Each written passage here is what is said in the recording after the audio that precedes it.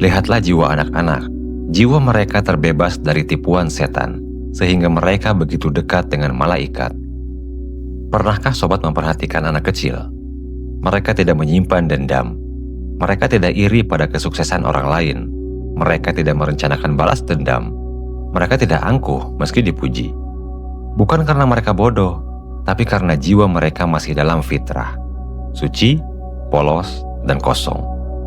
Ada 3 kualitas jiwa anak-anak yang membuat mereka begitu dekat dengan malaikat. Pertama, kesucian. Anak-anak berjalan dengan fitrahnya yang suci. Tak ada keinginan yang berlebih. Mereka belum tercemar oleh hasad, dengki, benci, angkuh, dan sifat-sifat buruk yang kita pelajari kemudian. Kesucian sebelum dunia mengotori. Kepolosan. Tak ada tendensi tersembunyi. Tak ada niat menghegemoni dengan cara tidak wajar. Semua berjalan secara alami, apa adanya. Kepolosan sebelum dunia mengajari curiga. Kekosongan. Tak ada yang mendominasi jiwa mereka kecuali fitrah suci ilahi. Peniupan ruh ilahi yang hadir sejak penciptaan. Kekosongan sebelum dunia mengisi dengan hal-hal yang bukan darinya. 3 hal ini adalah fitrah. 3 hal ini adalah peniupan ruh ilahi saat penciptaan. Inilah hakikat jiwa manusia yang sejati. Kesucian, kepolosan, dan kekosongan sejak azali telah hadir dalam diri kita.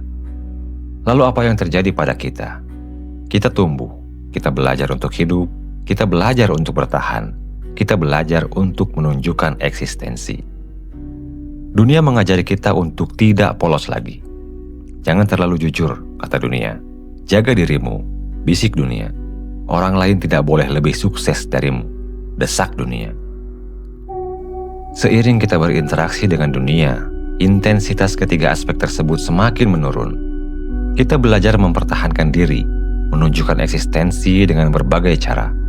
Dan tanpa sadar, kita kehilangan yang paling berharga.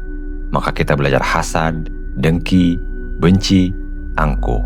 Padahal sifat-sifat itu tak pernah ada dalam fitrah kita. Kita tidak lahir dengan membenci, kita diajarkan untuk membenci. Kesucian yang digantikan kekotoran, kepolosan yang digantikan kecurigaan, kekosongan yang digantikan kepenuhan duniawi. Sobat Rumi, puasa adalah jalan pulang. Puasa adalah undangan untuk kembali.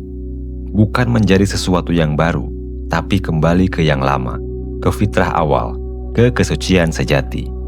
Puasa adalah undangan untuk melepaskan semua yang kita pelajari dari dunia dan kembali pada apa yang kita bawa sejak awal, kesucian, kepolosan, dan kekosongan.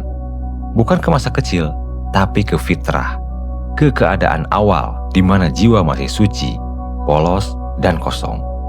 Bukan menjadi anak-anak lagi secara fisik, tapi memiliki kualitas jiwa anak-anak, terbebas dari tipuan, dekat dengan yang suci. Jika kita bisa menjaga jiwa tetap dalam keadaan suci, polos, dan kosong seperti awal keberadaannya, kita akan menyaksikan keindahan, ketenangan, kehusyuan, dan kedalaman diri kita. Jika kita bisa kembali ke sana, kita akan menyaksikan keindahan yang selama ini tersembunyi di balik kekotoran dunia.